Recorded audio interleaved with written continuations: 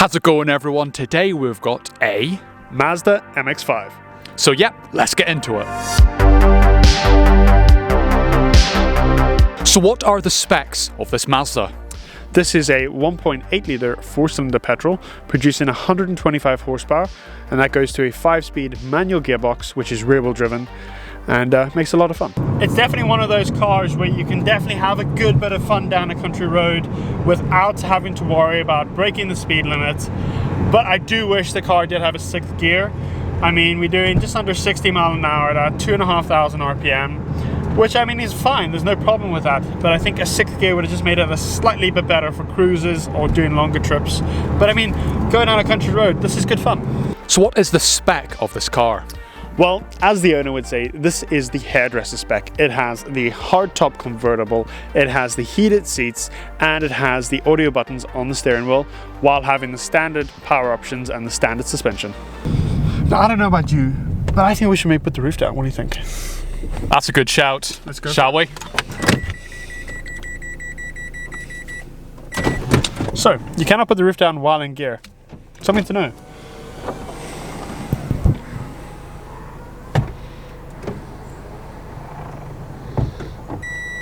And then the roof was off. And the beep means we're ready to go.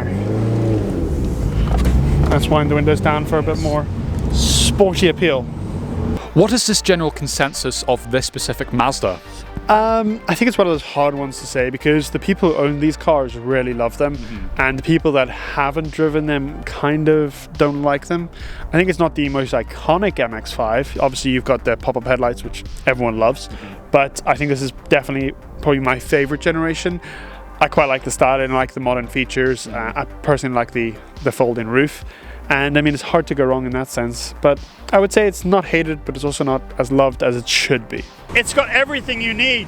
It has your fuel gauge, it has your temperature gauge, it has your tachometer, your speedometer, and most importantly it has your oil pressure, so you know as a driver what your car is doing, your oil pressure, if it's good, if it's bad. And you can see it every single time you put your foot on the accelerator. You can see the gauge move. You know, when you gear down, when you take your foot, you take it out of gear, you can see where you are. It just adds to the engagement, and having a short throw gearbox just makes it something else. So what is this car like to drive? It's one of those cars where it's not particularly fast, but it's also not particularly slow, but it handles really, really well. And the best way I can sum it up is, it's a car where you could drive it around the corners, down the country roads, have fun, and it's not gonna risk your life too much, or you know, you're not gonna get speeding tickets very easily. But it's a lot more fun to drive a slow car fast than a fast car slow, and it's kind of perfect for UK roads with UK speed limits. This is one of those cars where it is more fun than something you would expect to be more fun. One of those cars where yes, it only has 125 horsepower, and you would expect a supercharged Mercedes convertible to be more fun, but this is more fun. You have the manual gearbox, I know you have more body roll, but I mean that adds to the experience. You know, yes, you can have the roof down in the Mercedes, yes, you can have the roof down in the Mazda, but this is more in there, it's more less refined, it's just more sports car and less luxury car. So what are the modifications that the owner has made to the car? He's not made too many modifications, but one modification he did do was the door cards. He's replaced the cards that came in the car originally with the newer updated versions from the next generation, or the next updated version of the specific car, to allow him to have a little more comfort, because the cup holder in the door was coming out and it's kind of right where your knee sits, and it was pretty uncomfortable, where the new door cards a little more comfy. And we are now approaching Jaguar corners, where Llewellyn's Jaguar, the auxiliary belt actually snapped off, so if you want to see that, link in the description. But speaking of Jaguars, Jeremy Clarkson once said that these cars in particular are so, everything's instant, it's responsive, there's no turbo to spool up, it's rear wheel drive, there's a manual gearbox, it's all instant, you're all doing everything, you're feeling every single bit in your body, it's just great and exhilarating, yes. Yeah. What's the practicality like for this car? Well, obviously it's a 2-seater sports car, so your practicality is never going to be through the roof. You're never going to be able to put a, the whole family in it. Yeah. Well, it depends on the size of your family, but going back from that there, you have actually a really, really big boot, and you could fit a whole week shopping in here, no problem at all. You could put, well, 4 bags of wood in there if you want as well, as the owner has recommended. Yeah, there's loads of space. Surprisingly comfortable. I mean, I'm a tall enough person. I'm 6'2", and I can sit in there pretty comfortably. Granted, my head does touch the roof a little bit, but as the owner says, his does too. The steering is responsive. Now, we're not on a very sporty suspension. We're not on sporty tires. We have high profiles on this, but it really does go around corners really well. It gives you confidence in knowing that, yes, you might be pushing it a little bit, but you're not concerned that, like Connor said with the turbo spooling, that it's just going to give you a big rush of power and kick the back end out. You're not too concerned about ending up in a hedge. And, it takes it from one of those things where, yes, it's really fun to drive a fast car fast, but, I mean, there's consequences when it goes wrong. This, not so much. So what are the quirks of this car? Well, first of all, you've got the hard top roof. Yes. That opens automatically, and it closes automatically pretty quickly actually as well as the fact that it doesn't look like it should be able to fold into that small place. Exactly. It's very origami like.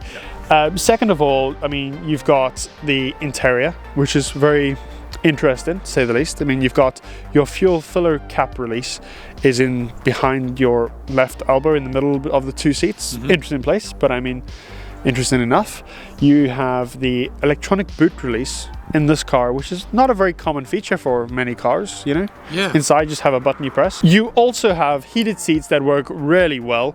Now, I quite like the fact that they either on or off. There's no 1, 2, or 3. I mean, they work really well, and apparently, we've not been able to test this ourselves, but the heated seats alone can keep you warm while having the roof down, so that's pretty good. I can see why this is such a popular car and why everyone who owns one loves them. It's very hard not to enjoy it. I mean, on this entire drive for like the last 20 minutes, it's pretty much not stopped making me smile. And that's something with the power of the car. You can have a lot of fun without going very fast. So you're not too concerned about, oh, there's a car 10 miles up the road, I'll be there in 30 seconds. There's a car 10 miles up the road. That's fine, I'll probably never see them. Yeah. Because they're probably going faster than me. But I'm having more fun. You also have a really nice gear shifter. It's a very nice short throw, very much similar to like the RX-8s. So that's much better, much more fun. It's not this big shift, it's just more small shift, which is nice. And you got loads of like place to rest your arms. So when you drive in, you don't get tired, you can, it's just more comfortable. Another interesting quirk is you actually have 4 cup holders in this car for a 2-seater car. So I mean, I don't know what they're trying to say, but you need 4 cup holders in a 2-seater car. Definitely, and comparing to your E-Class, which has, well, none, this is interesting. Technically it has 5, but they're not really usable. Yeah, they're not great. These are good, usable ones. Yeah, really, really good, and they actually close up as well, so if you don't want to see them, you can kind of get rid of them in the center console as well. You've actually owned an RX-8, which is actually very similarly based on this platform as well. Yeah, so the RX-8 was a really, really good fun car. This is lighter, it's smaller, it's more nimble, you've got the roof that comes down, you're more in there, you're more like an old Formula 1 car from 100 years ago. It's like one of those cars where you can feel it. The RX-8 was a lot more, it was good fun, but you're a lot more insulated from the experience, and it's like it's fun doing 70 miles an hour in a convertible. It's not fun doing 700 miles an hour in a plane. Yeah. So speed isn't always it. It's the experience of it. And sometimes the worse the comfort level, the worse the dampening of everything, the more fun and the better it is. Would this be a good car to buy? Me personally, I would say they'd be pretty good. I mean, you got a standard naturally aspirated engine. It's Mazda, so they generally are pretty reliable. There's not too much to go wrong with them in that sense. Rust will obviously be an issue no matter what car you buy in the UK. So, you know, if you were considering purchasing one, just check out for the rust, you know, just general rust areas, sills, arches, stuff like that there. But I mean, I think it's a pretty bulletproof car. One thing I would say would be, if you were to get a soft top version, I think that's a manual roof instead of the automatic or, you know, electric. So, I mean, that gets rid of one point that would probably have a problem, as well as having fewer seals to replace. But I would say, definitely, I think it would be a pretty good car to own, to drive. It's not going to be too heavy on fuel, it's not going to be too heavy on car tax. I think it's just £301 a year. So, I mean, it's not bad at all. It's a light enough car as well, and I mean, you can have a lot of fun without, you know, having the risk of, you know, too much power, you know, speeding tickets, stuff like that there. It is quite fun to drive this car, even if you're not going very fast. Now, after driving this and having a lot of, well, fun, what do you think about considering maybe purchasing one of these cars?